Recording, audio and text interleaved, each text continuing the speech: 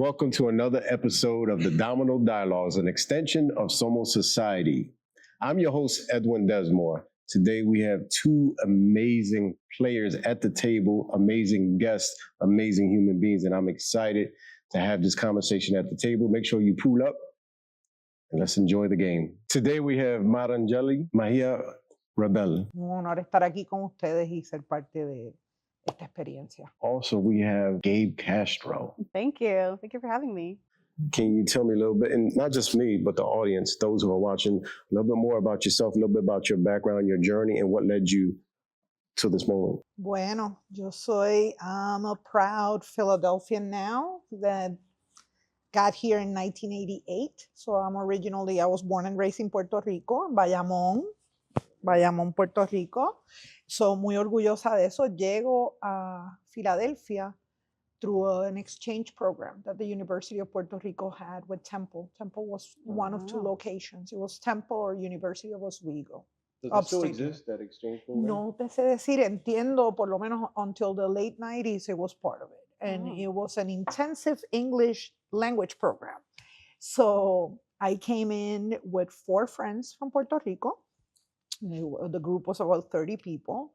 We stay at Temple Towers, so I got that taste. I studied at the University of Puerto Rico, but I lived at home. So it was my first dorm experience, that kind of thing at 20. And there was a big group of Puerto Ricans that were coming, to study in the US. And I was blessed to meet 2 Boricuas at Temple Towers, one from Morovis, Puerto Rico, Carlos Peña, and Anthony Guzman, who was born and raised here and related to Mike Guzman, who was somebody who had a barbershop on 5th Street. Amazing. Y me hice amiga de ellos y uno de ellos me dice, tú tienes que conocer a los boricuas en la oficina de admisiones. And I just went and met José Navarro and Irma Pomales. And José Navarro was like, mira, mija, what's your major? And I was like, communications. Mira, nena, a ti nadie te ha dicho que Temple is really good in communications. And I said, no. And he said, why did you come here?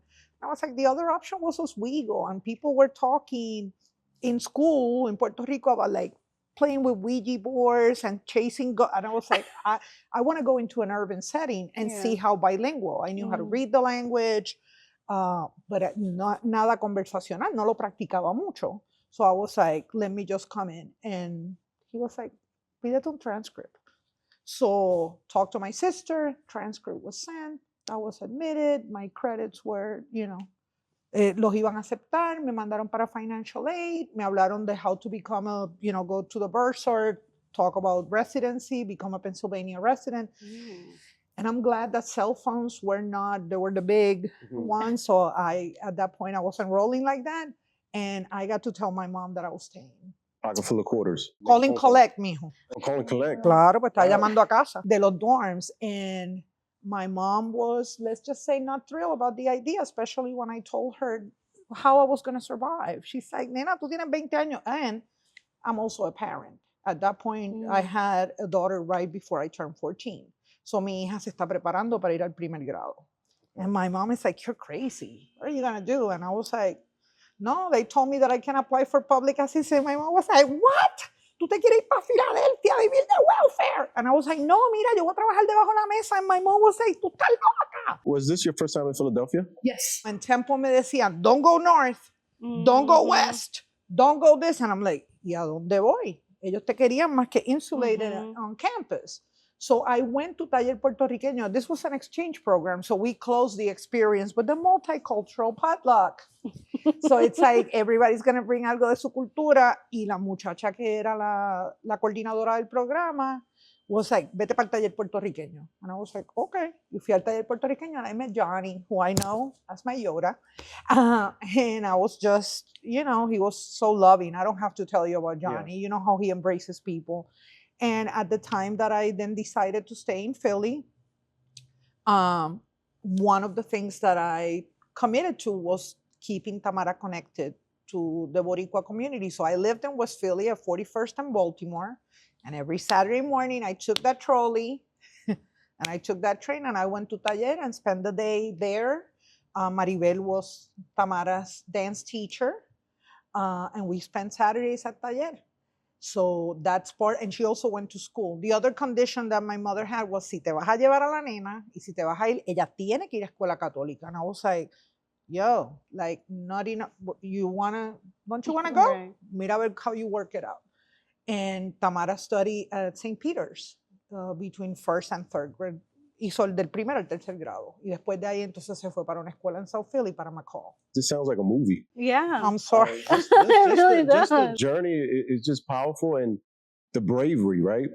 Just being so brave to take that. And I wanted to get back to the word crazy, right? I've noticed when someone has ambition, drive, if they're creative, it's usually family that were the first ones to throw that, are you crazy? Tú estás loca. Right? Can that be a good thing? Yes, absolutely. If you're crazy about your intentions and you have the conviction of a vision and what you want to manifest, and you know you're coming from a good place in your heart, pursue it. And I'm pretty sure that our families don't mean any harm because it's about protection. It was the mama It's bear, about, claro. like, I need you. I need you to be here. Yo me iba a llevar a la nieta mayor, imagínate. Eso era un crimen. Después, en algún punto, en uno de los remixes, porque yo la llamaba todos los días, and we will hang up the phone, and she will tell me, nah, nah, nah, and I will be like, that's my homework for tomorrow. Vengo mañana por la tarde otra vez a llamarla, mira, esto, esto y esto. Me dijo, deja a la nena aquí, vete y estudia. Yo le dije, mam, yo no me quiero ir, mamá, yo no voy para allá a estar, perdonando que lo diga así, somos todos adultos, para joder me quedo en Puerto Rico. See, if it's to party and to hang out, I'll stay home. That's not the, I'm not coming here to be like the frat houses or none of that. I'm here, and part of the reason, I'm the youngest of two, and my mother and my father were phenomenal. I had a kid at a very early age, and the support and the way that they allow me to still be myself, be a teenager, right? Enjoy those years of high school. Mi mamá lo único que me dijo, you're a different kind of teenager now.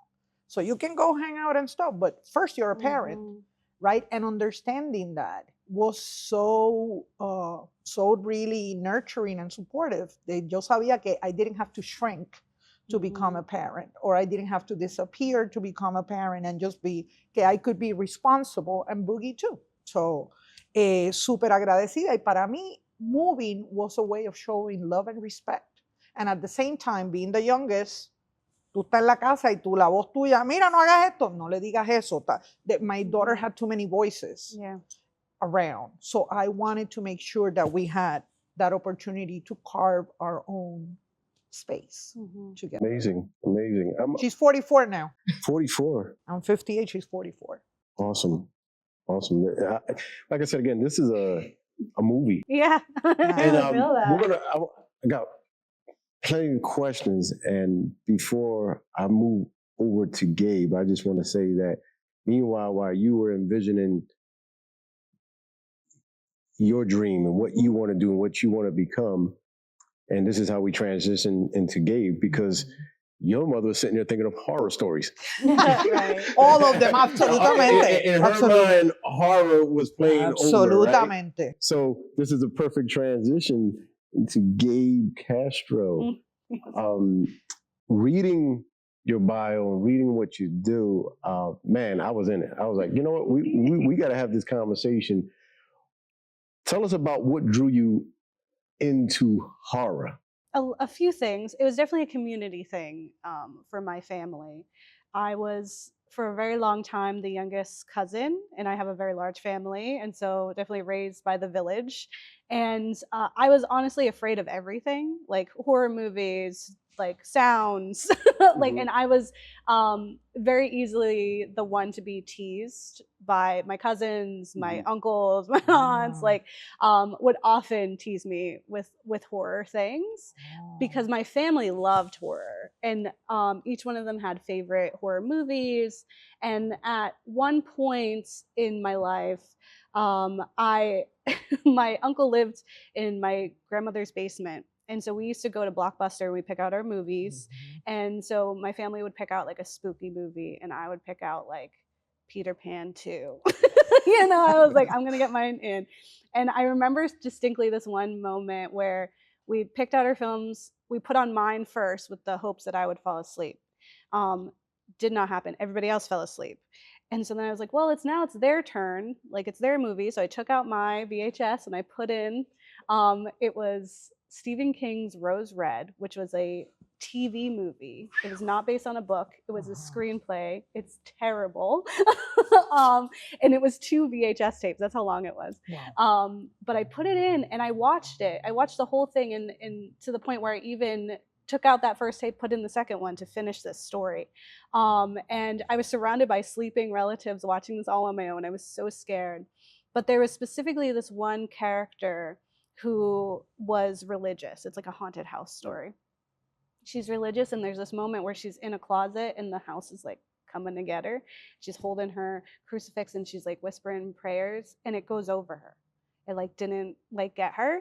And I was like, oh, I was like, we have power. Like, I was like, oh, we can, like, your faith and that protection. And at that time, that was something that was really important to me. And so I was like, whoa, we can, like, you know, we can survive through that, you know? I will say I was still very afraid. I did a thing where to go up the stairs, I would sit on the bottom step and push myself because I was afraid that if I walked up, something would grab me and pull me down. But from there, I was like, there's, you know, this catharsis, this ending that we get to live through.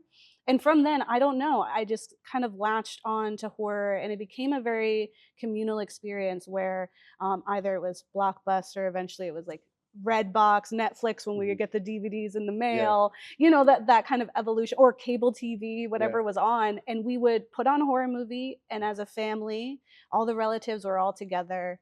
We're, you know, covered in blankets, we're holding each other, you know. I'm like walking my best friend home, and he's like 6 foot man living down the street. But like, we would come together and we'd watch that together.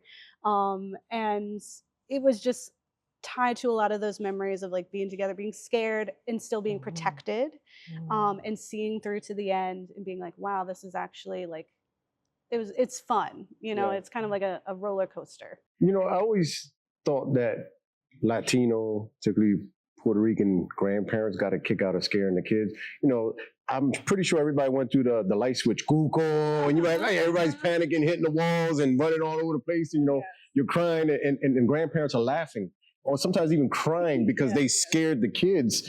It was some type of enjoyment of watching your family be scared. And then you hear the how can you say, the myths, right? Don't do this or that will happen. Don't say this or that will happen. And a lot of things, I believe, originated just to keep you safe. Right. So they scare you with something. El That's cuco. why you don't go outside, cuco. right? Man, the cuckoo's famous, right? Don't go there. Right. And the cuckoo is mentioned in different Latino cultures, right? I heard it was cucuy. Different people have their different remixes. So I'm put my age out there. You mentioned DVDs, VHS, and there's a lot of young people who watch the show, and they're like, what the hell are they talking about? Because you guys got to admit, you could just download something and say, not even download, just, you know, on demand, right? When my first exposure to cable TV was called WHT, before HBO, WHT. And the first show we watched, we all gathered around, was Poltergeist. And if anybody's familiar with that movie, Poltergeist is where the girl ended up in the TV.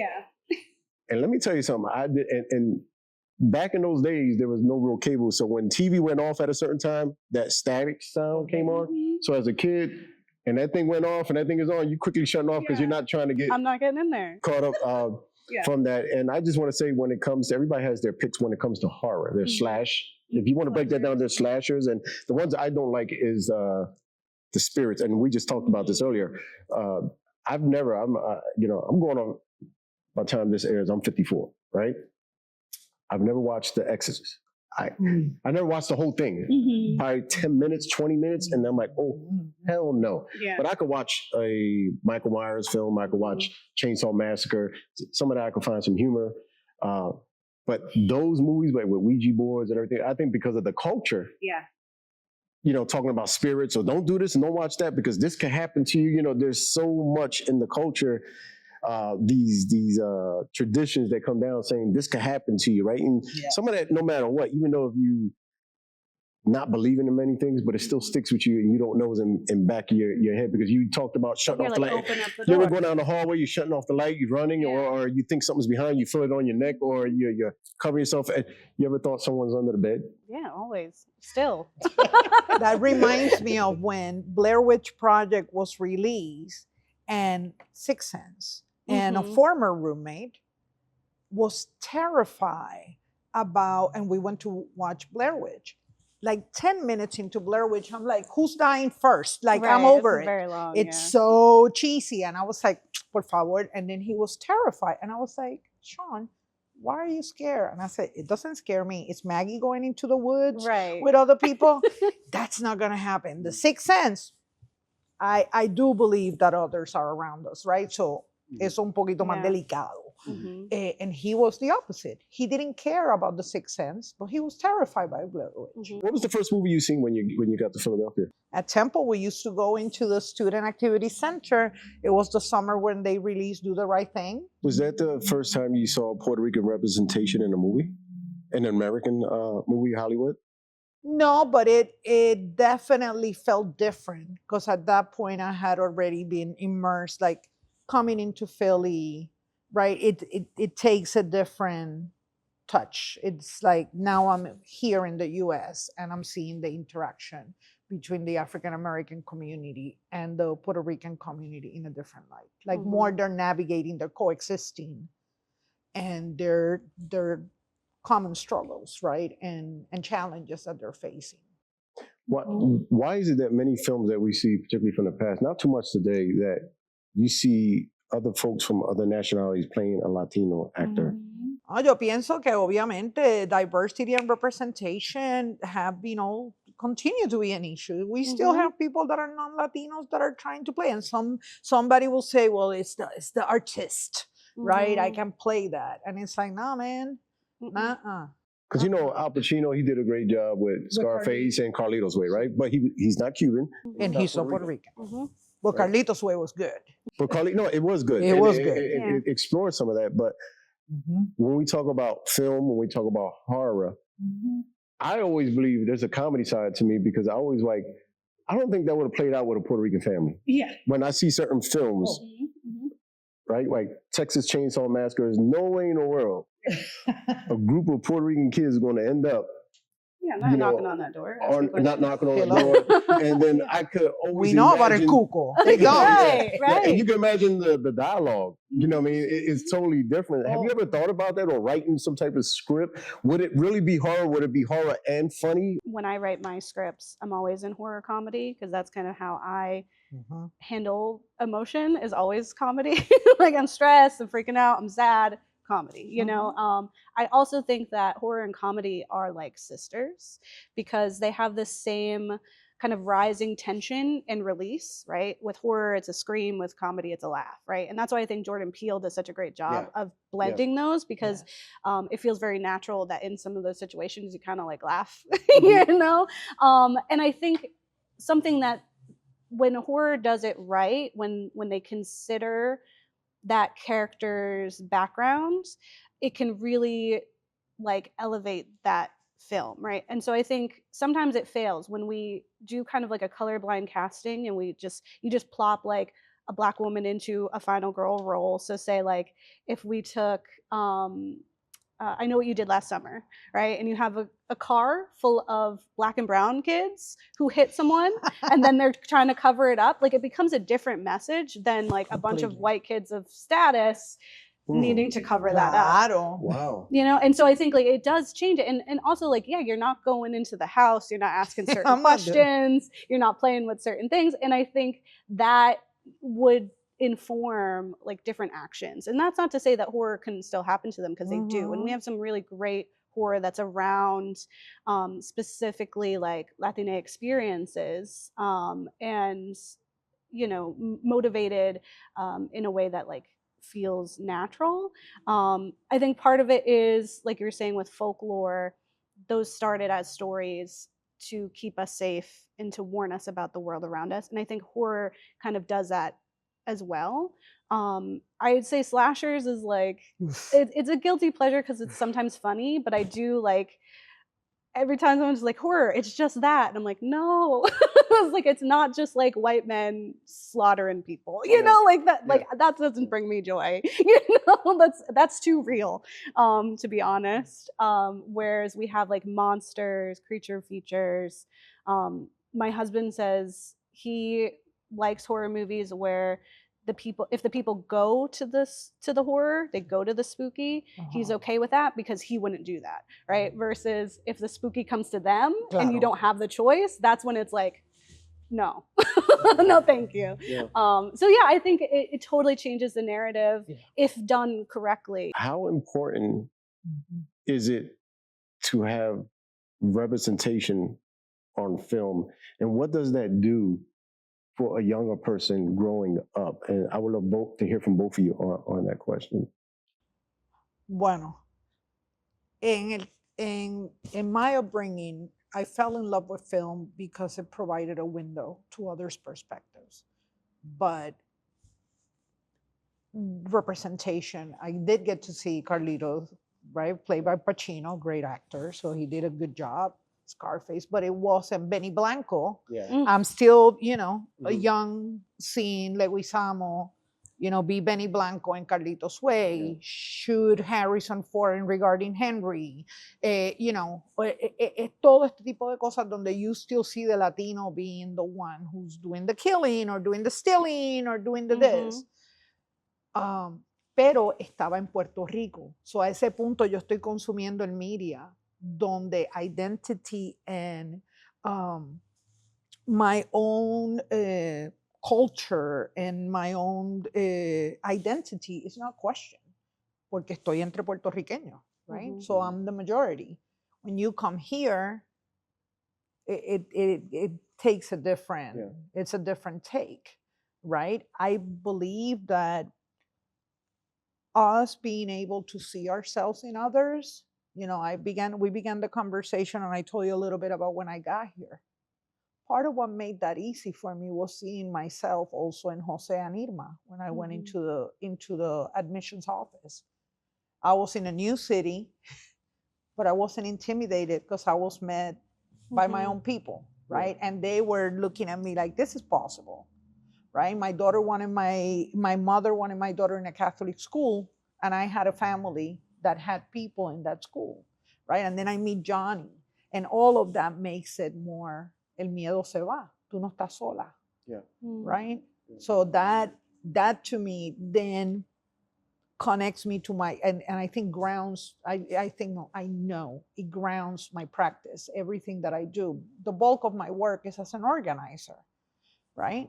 And I understood, I became a really big fan of Paulo Freire and Augusto Boal and Pedagogy of the Oppressed, and the fact that for you to be able to connect with community, the sense of belonging is critical. And I understood that because I felt connected to Philly, being at Taller, being embraced by people like Johnny, Izzy, Ángel, todas esas familias que me vieron desde chamaquita y decían, dale, mija, que estás en lo tuyo. Like, they supported me, right?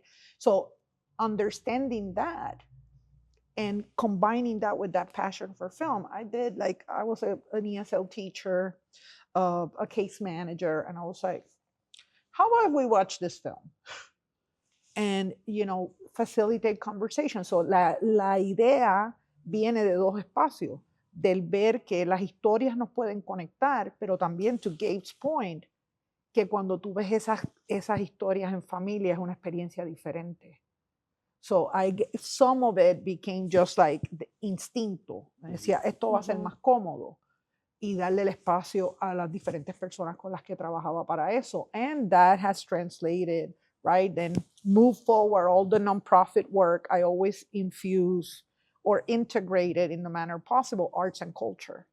Si estábamos hablando de creative writing, let's do rap meets poetry. When I worked for the Philadelphia Youth Network, right? With other people that were like super creative in terms of their approach, but that space was always there. It's like, it doesn't have to be the standard programming. How do we do it in a way that resonates with young people, that resonates with the folks that are here for services or for supports? And that then led, as a producer, in my work with Afro Taino, then to integrate film, because that's my first passion. I love music, Pero film is definitely, I will describe as my first love. No, I'm glad you even mentioned Afro-Taino. I read that last night. Why that name? Bueno, en realidad estábamos 3 amigos hablando de how we needed a presence, right? You will go, you heard all this music that you knew was banging, all this stuff was good. But at that point in club spaces, that didn't happen. It was like Rihanna, Madonna, lo mismo, right? Mhm. No disrespect to that, pero our flavor was not there. And that begins to change. And then we're like, what are we going to call ourselves? What are we going to call ourselves? And then I was like, o sea, habían 2 boricuas en la mesa y otra persona que era African American mixed, pero identify as African American. And I was like, Afro-Taino. And I was like, that's it. First take.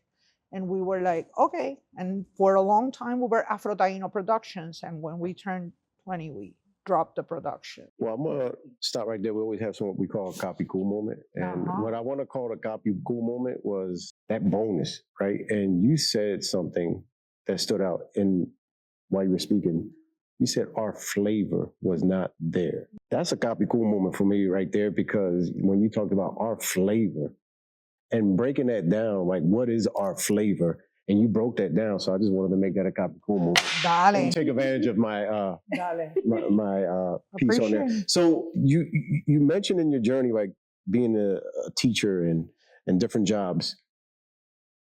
And I want to talk about your journey a little bit more, because there are so many young people who are single parents, right? Teenage parents. And a lot of times there is someone with the horror stories, you messed up, you're not going to make it, right? You know, they don't have all the supports, but they're trying their best. But I'm so excited because they get to see both of you, but particularly a teenage parent saying, I still made it. I still did something, but you went through the horror stories, right? What I meant by that was you were willing to walk into doors and ask for the support to get you there, right? And not be ashamed of that. No. So No shame. what I want to ask you to explain to especially a lot of our young folks, you know, that there's nothing wrong with getting support and asking for help, or even if the government or the system says, hey, you know, we have this for you here, to take advantage of it. But a lot of them are feeling ashamed and not want to be there. What is your take on that? Para mí, mientras mi mamá estaba, oh my God, I was just like, you worked 30 years for the Department of Labor, which had to do with her horror of me working under the table as an option. She was like, ta loca. I'm like, you have paid taxes all your life. And Papa, you were both public servants. Like, this is nothing to be ashamed of. Like, I'm not doing it to stay there. I'm doing it to support myself and my daughter. The main thing at that point were food stamps and medical assistance. This was in 89? 88. 88. So the money looked like this. Eran Right? It wasn't a card, right? It was different colors, right? It was about this big, right? $316 a month, mami. That was it. Pero pienso que 2 cosas. One is that a lot of people, I will disclaim that my experience as a teenage parent is not the standard. Like, you know what I mean? I just had amazing parents. My mother was phenomenal, right? Mi papá era ese quiet support que era consistent, pero mi mamá era, she was just amazing. Y ella preguntó las cosas, como diríamos, bien arroz de habichuela. Ella hizo preguntas que eran bien claras. Mi mamá era bien práctica. ¿Qué te preocupa? What do you need? What can you, is there anything else? Like, she will give you time to explore and expand in your feelings. Pero lo otro también es que if those supports are there for a reason and you're not doing it as a crutch, it takes strength. It takes ovarios for you to say, this doesn't define me. This is just a means to an end. Claro, it's a means to an end. Did they ever try to shame you while you're there? The horror was really with the welfare worker because she was brutal. I had a gold chain at that point que me la había dado mi mamá, and she was like, how, and I had my class ring from 1986. We are the ones. And she's judging me. How can you afford this? How can you afford that? How can you? And I was like, miss, I go to a university that is $15 a credit. That's where I went for the first 2 years. So I had financial aid and I got a chequecito de ciento y pico every month after. And she was like, but I learned my lesson. I was like, this will never happen. From then on, every time that I went, I understood and I understood the assignment. No jewelry, super plain clothes. It was like, voy para allá con my welfare face. Like super plain Jane, not nada. The caseworker was pretty much acting like it was her money coming out of her pocket. Correcto. And denied. I went through the application. I was denied. I called the office. I had to go back and ask a supervisor. And she was just like, I don't understand why she denied your application. Well, guess what, caseworker, if you're watching, aquí estamos. Look who's here, so successful. ¿Cómo es cuando conseguí trabajo full time? Which was, I started working in Camden at the Hispanic Family Center. That was my first full-time job. I called to say, mira, y la señora estaba, huh? And I was like, no la misma señora. Ahora este punto estoy viviendo en South Philly. And she was like, wow.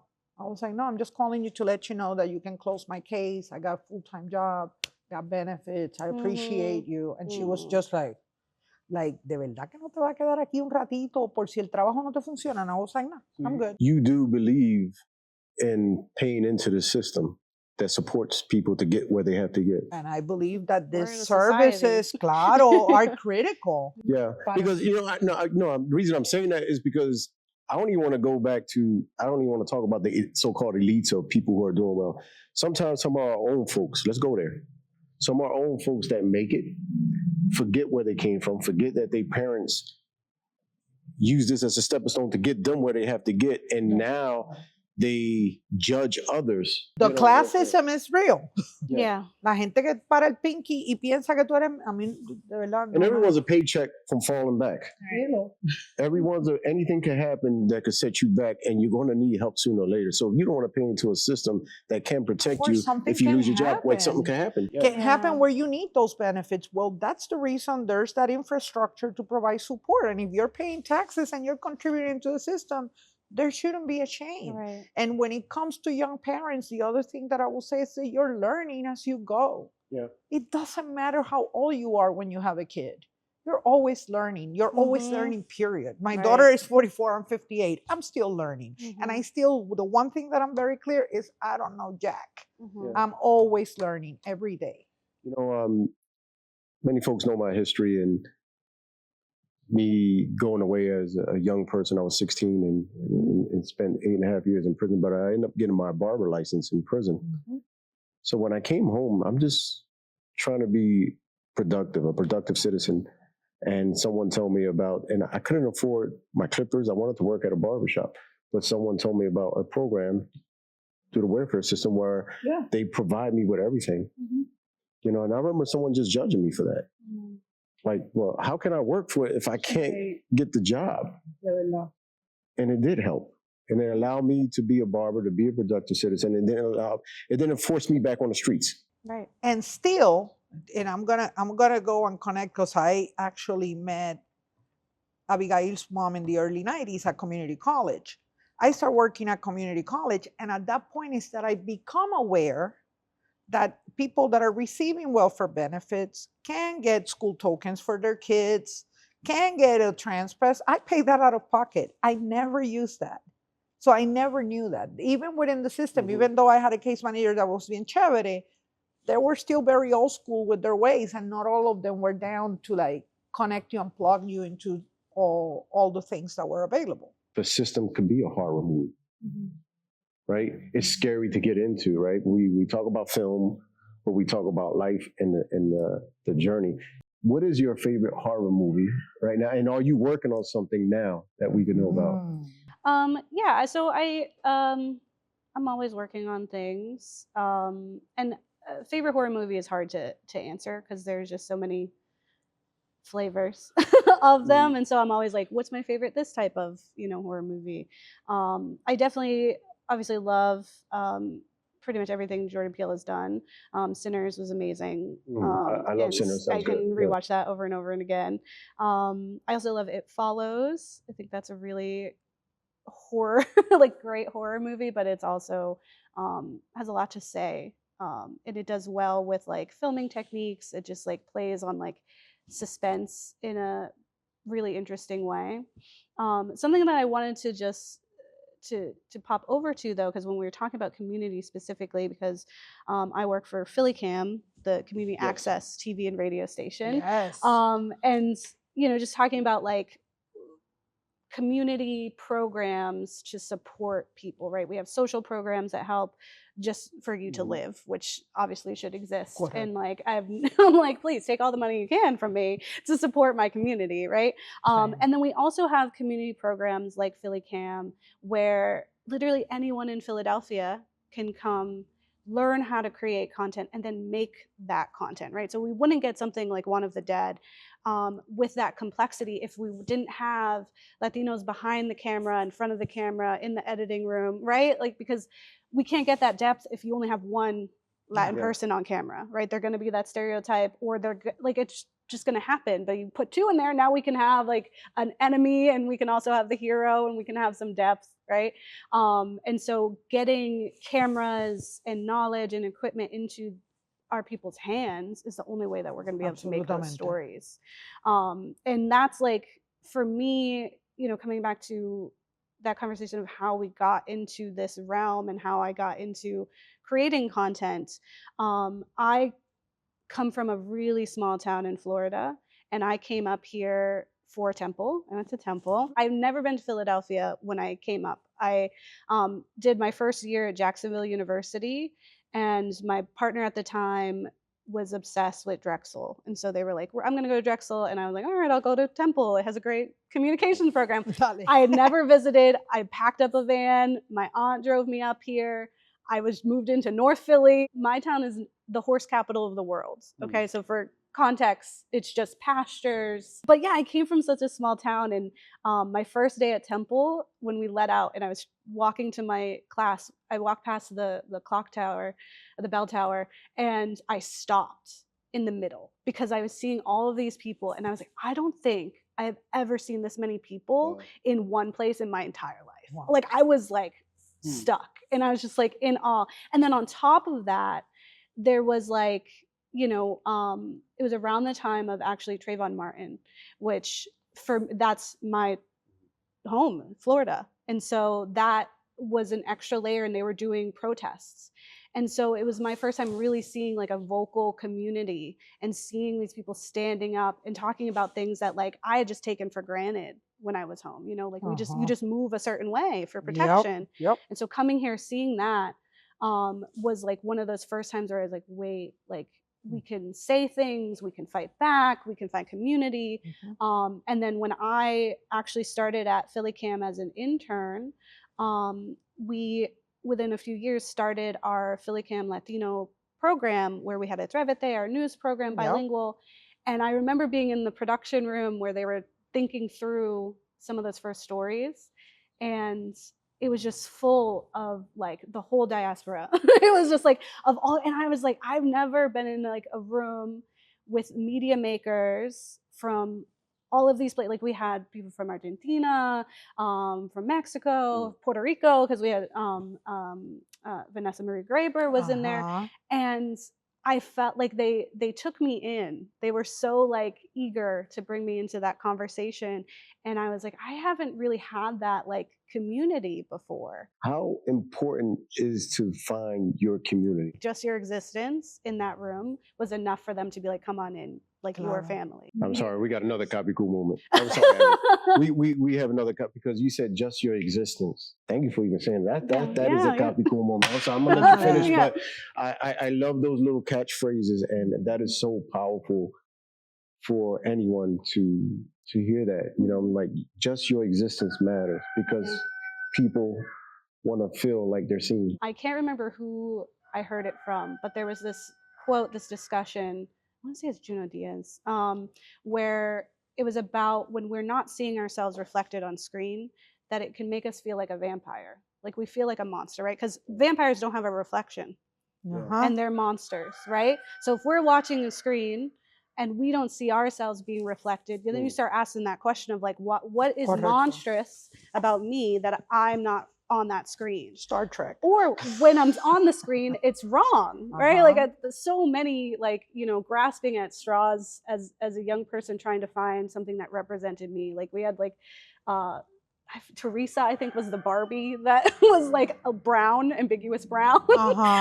Or like you'd always be the sassy best friends. Like you're always like, you know, second in those stories. And then even like, you know, I grew up in one of my favorite movies of all time was Selena, you know, like, and it's funny to me that it's Jennifer Lopez, who's not Mexican, who's playing Selena and is such a pivotal person. And we were like exchangeable, right? We could just plop in, you know, whatever, you know, flavor brown they want to put into this role.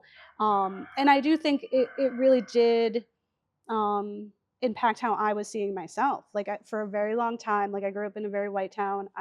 I'm mixed, and so I grew up a lot with the white side of my family, and so that like being an other in that family, being an other in my town, and then coming to Philadelphia, and so it was such a profound moment for me to be seen and accepted, even though like I for so long was like, am I Puerto Rican enough? Do I qualify to be here, right? You know? And they were like, absolutely, like of course, and the existence of it, just me showing up into that space, they were willing to welcome me, and you know, I was able to be seen and inspired. Taller es el corazón cultural del barrio. PHLAFF es el corazón de los media makers here. It not only makes it accessible, but it brings that element of family and that centering of community. It's really an amazing organization. Really an amazing organization. Proud to be a collaborator, proud to be a member. Like PHLAFF is where it's at. You have a story to end that culture de que viniste, and it doesn't matter how trained you are you a filmmaker, or you don't know anything, y vas a venir a aprender, esas oportunidades están ahí. Eso es bien importante. Speaking of existence, right, and feeling like folks say, hey, we embrace you, we know who you are, and saying of mixed heritage, right? Someone who understands that feeling. Want to be able to send a message or somehow deliver a message to folks that are watching the show. Because what we find is, you know, and I've been a victim of this when people try to say, and it made me feel like, am I Puerto Rican enough, right? Because of the mixed heritage, but how damaging that could be to a lot of our young folks in our community here, because, you know, it's a melting pot. People are mixing, right? And there are plenty of kids are growing up in Puerto Rican households that might have a black father, an Asian father, Arabic, whatever it is. But then as they start to hit the world, you know, and all they knew was the Puerto Rican culture, and now they're being questioned. How can we, you know, explain to folks like, this is damaging, they exist, your existence matter, and you are, like, you have that, it's in your blood. And that will segue into the PHLAFF, right? How can we and our audience support, you know, the PHLAFF, the film festival, everything that's going on? So we want to know more about it, but I believe supporting that is not just financial, but getting the word out and getting people involved and showing up. Because I think we have, I believe, people could argue with me online about this, but I think we have an issue sometimes with really supporting each other, right? We go out to everybody else's event, but for some reason when we're doing something, we don't even want to put money into it, or we don't want to come out and support it. And yes, I said it. So if you want to come at me, I'll take the blows, but it is a real I think issue. we take it for granted. You're just part of the landscape, right? Watch PHLAFF. Watch what Latino producers are putting, the content that they're putting on PHLAFF. You can watch online, you can watch on TV, they have a radio station. You know, empápate, estos recursos son para nuestra comunidad, compártelos con otros. If it's not, you know, the accessibility of the work that we do is very critical. And that I know it's something, the years that we have known each other, we're clearly aligned, and it's it's about, you know, she also does other work, not only film. She also, you want to tell them about your About other my programming film? collaboration? What You hold it back programming? from Stephanie? Which one? I do a lot of programming collaboration. The gals and the... The ghouls? Sí, My eso ghouls next mismo, door? perdona. ¿Ves? I English is I my was like, second "What?" language. It's So not you very hold good the stuff looking. Right? So, we I can't just trust her on wear the a lot domino of table. hats. No, pero dale, tíralo, We can't tíralo, trust her on porque the domino tú table haces now. eso There you go. también. Yes. Keep it secret. You're holding Right, I'm stuff holding back. all my stuff. I no, I appreciate that. I do tend to like you say, sometimes you don't promote yourself, right? Especially because I do a lot of work in the independent film community, and so sometimes my stuff kind of gets a backseat. I will say yes, showing up is a really great way to support Philly Cam and PHLAFF, like attending, watching, and connecting with the creators. And then at Philly Cam, it's like come through, like come take a class, learn. Where can folks that are watching find this information? So phillycam.org, and we are a membership organization, but it's $30 for the year. You come in, you learn how to use equipment, and then we're not a rental house, so you reserve the equipment, and the exchange, instead of you paying every time you use the equipment at the studio, what have you, is just that we get a copy to put on TV. The other thing that is being referenced is Ghouls Next Door, Dale. which is my podcast, my horror podcast. And it's a media literacy podcast from a horror lens. So we explore horror film or TV, video games, other also horror adjacent things. Sometimes it's not a horror movie, but the theme is horrific. So we'll talk about the film and I'll unpack like media literacy, but then we also just step away from the film and talk about the full like societal idea of like what is being covered. So for example, we did They Clone Tyrone, which is hilarious. It has a lot of really great media literacy, and then we spent like half of the episode talking about Reaganomics, like so it's like part is like the film, part is that. And so through Ghouls Next Door,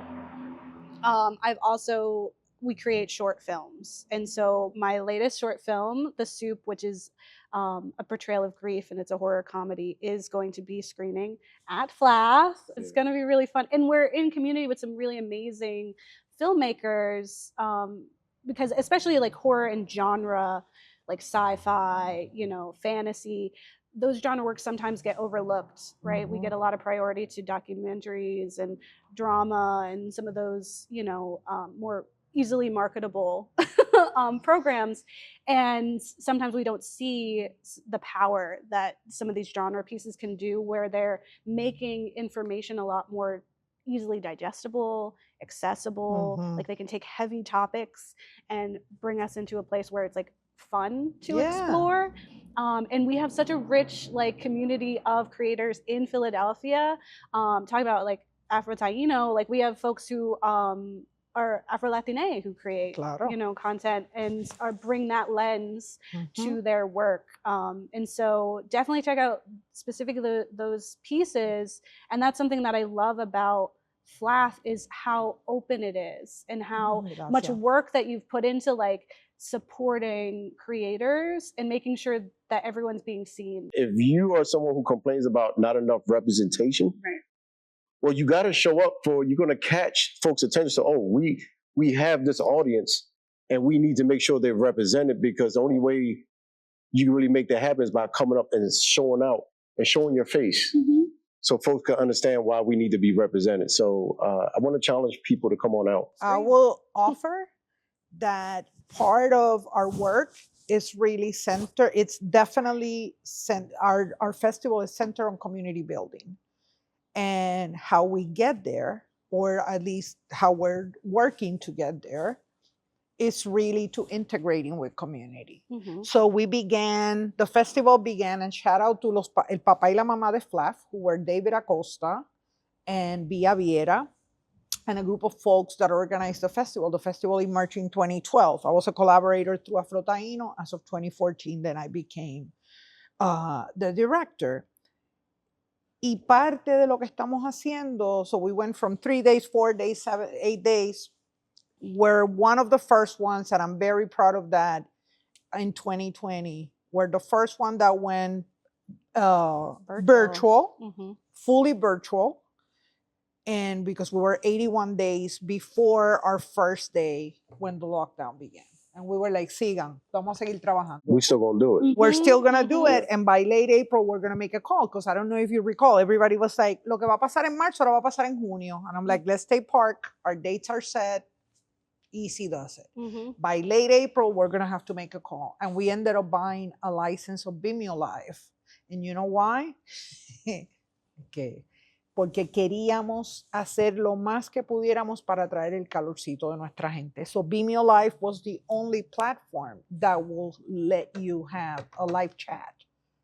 So Mm. si tú venías a la película, había alguien del equipo de nosotros, buenas tardes, thank you for joining us, taca, taca, taca, taca, y podías hablar, Mhm. right, con la gente. So that's what we did. We're 7 days of 8:30 in the morning with a tech team from my house, everybody, and we got it done.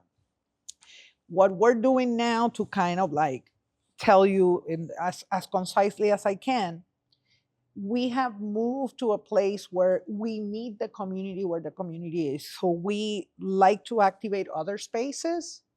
It's not a kingdom. It's not come to us, we'll go to you. Right, there are events that we're going to be like, vente, janguea con nosotros que estamos aquí, estamos celebrando, pero now we run for 6 weeks and people are like, tuta, ahora sí que estás insane. We begin the Sunday before Memorial Day and we run until the Sunday after the 4th of July. And we begin virtually and close virtually because we want access. We want to give as many points of engagement as you can. So for the past, esta es la cuarta vez que lo estamos haciendo por 6 semanas.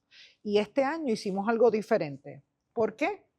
Porque no queríamos estar en un sitio y que dijeran, oh, Marángeli, they're there, they're showing the film, but I'm here. Like, I don't just want to rent a space and be in a room. I want to be integrated. So this year, for the first time, we talked to last year, I felt like a girl who's dating was like, I need more. Like, I'm going to send you. And then this year, we share catalogs with folks. Mira, aquí hay algunas, conociendo lo que ustedes están haciendo, this is a catalog of films. Some people understood the assignment and ran with it. And other people were like, so when are you renting space again? No, we're not doing that. So we're working with Taller, with Ulysses Books, with Philly Cam, with Termite TV. Ella se está vendiendo, yeah, she's also part of that collective, Termite TV Collective. You holding back on a lot. Dale. You can't trust her with Domino's. Hey, you know, so we're trying to diversify the places that we're in. We also heard entendiendo que es un triángulo, filmmakers, audiences, and then, you know, our team, right? We got to take care of our team. We understood that in pushing this integration agenda, we went really heavy on the community engagement, and the filmmakers were like, bueno, pero ¿cuándo jangueamos nosotros? So this year, the first 2 weekends, we're at a hub. We're going to be at Icebox. Estamos en Icebox Projects on American Street por 2 semanas.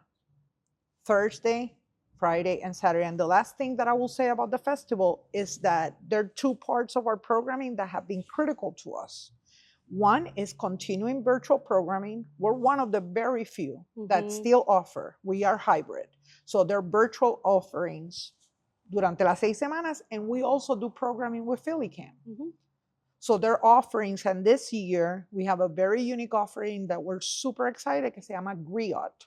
And Griot is a series that takes place, it's a 7-episode series that was produced in Puerto Rico by this collaboration called Tiznando el País, which is a project between the University of Puerto Rico and the Museums Alliance. And it brings these 2 phenomenal artists, and it combines, you know, the year is 2024 and what's happening in Puerto Rico and the life of an artist. Pero a la misma vez es un producto, es un proyecto que fue incubado by these 2 organizations, but was broadcast on TV in Puerto Rico, in Telemundo. The Museum Alliance and the project paid for the time and had it on TV every Sunday at 1:30, and we're doing the same here to bring that so people can come. Yo no puedo ir al festival. Pues mire, ve a Griot and Philly Cam. Pretty much is a history in the making, and people are going not just to support, but you will get an experience from this. Y son 15 años. You're going to leave with an experience, for those who come on out. And that's the whole, you never know what you're going to find within yourself. Y ahí la percepción también, yo sé que, y yo lo digo, yo sé que es que la mancha de plátano mía es undeniable. But people only think like, oh, yo he estado en entrevistas donde you always close with a Puerto Rican film. As a matter of fact, we don't, right? Mhm. Like at the point that I was asked, we had only done it twice, and I have been at the festival for like 7 years. Pero tenemos 21 países representados, over 180 films, right? Plus other programs, like that doesn't count Griot. There are other stuff, right? Right. But over 180 films representing 21 countries. Both of you come from really different types of climate, right? From Florida, which is close to the Caribbean, right? I mean, well, the Caribbean islands. And, Bayamón. then we got Bayamón, right? Philadelphia's heat is a little different from the island. So, a lot of times folks want to be cranky. I'm going to go out there, it's going to be a little too hot. El calor de Puerto Rico leads you to la playa. Right. My number one and favorite destination. That's the only place that I want to go when I'm at home. Do you want to do it? No, yo voy para la playa. No, que sí. No, la playa.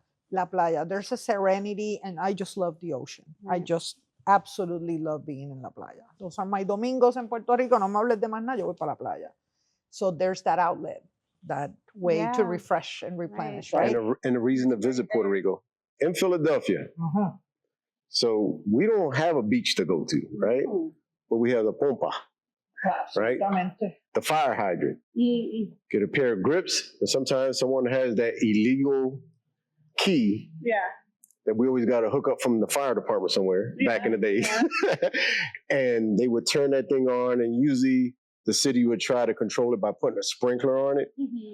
But when there's no authorities around, they would take that sprinkler off, and then, someone would get under there. There's always that one person that's a professional, know how to pull that water back and have that thing just cover everybody. And our fun times were that one person who finally got their sneakers, their brand new sneakers and their clothes, they step outside the house, and you look outside and your friends are looking at you, and you know what that is? You better run.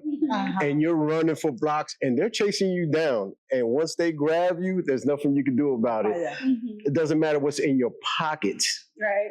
They're carrying you to take you all the way down to put you under the pompa to get wet. It was something about that running, right? Because there was so many things going on at the same time, not just people getting wet. When I was a kid, we used to take the popsicle sticks, and we're on the sidewalk, on the street, and we have races, like which stick will win, and you got kids running down, and then you're like, damn, my stick hit a car tire, and you got to try to get them around and got lost or something like that, So you had those type of games going on, but being chased down and thrown into the fire hydrant, you weren't upset. You now just joined the pack. Right. Before we wrap up, and we were talking about film and film festival. You know how folks go into the movie theaters with their popcorn, you buy the popcorn. Yes. I'm guilty of sneaking in other foods. I'm guilty of this not so long ago. I snuck in tostones. So my question with tostones, how do you eat your tostones? Do you eat them with mayo ketchup, garlic, regular ketchup, or just salt? No salt for me. I try to avoid salt as much as I can. I don't even cook white rice with salt. I use black pepper. So no salt. The mayo ketchup, it depends. It depends on how ripe. A mí me gusta el plátano cuando es un poquito pinto. Como que tiene a touch of sweet. It's beginning to madurar. It's not there, but it's like beginning to madurar y está más amarillito en el centro. That I'm going to leave alone. I'm not going to use anything. Garlic is always welcome. Don't overdo it. Hopefully that wasn't what happened at the movie theater. Y el mayo ketchup depende, porque hay gente que ahora yo le digo a la gente que el mayo ketchup es boricua aioli. What is your favorite movie snacks?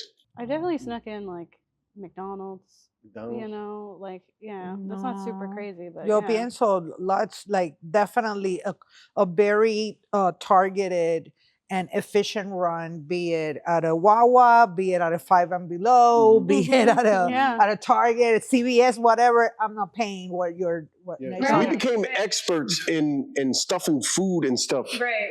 without anybody knowing that you have all that on you. And I'm sorry, but their security sucks. Yeah. Because they just go like, hey man, we're gonna look at your bag. And you're like, okay, and then they go, okay, you're good. Have you ever paid for one movie and snuck into the next afterwards? Oh, absolutely. Por favor, por Spend a whole favor, night. claro.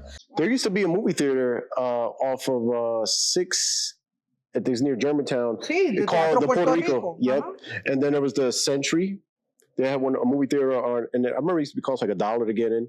I watched a movie called Red Sonja. And then on 7th and Erie, there was a movie theater. It's a laundromat now. 7th and Erie, there was a movie theater. We used to watch karate films there. Oh, cute. So Bruce Lee films and different things. You go there, watch your kung fu flicks. And last question. We talked about tostones, right?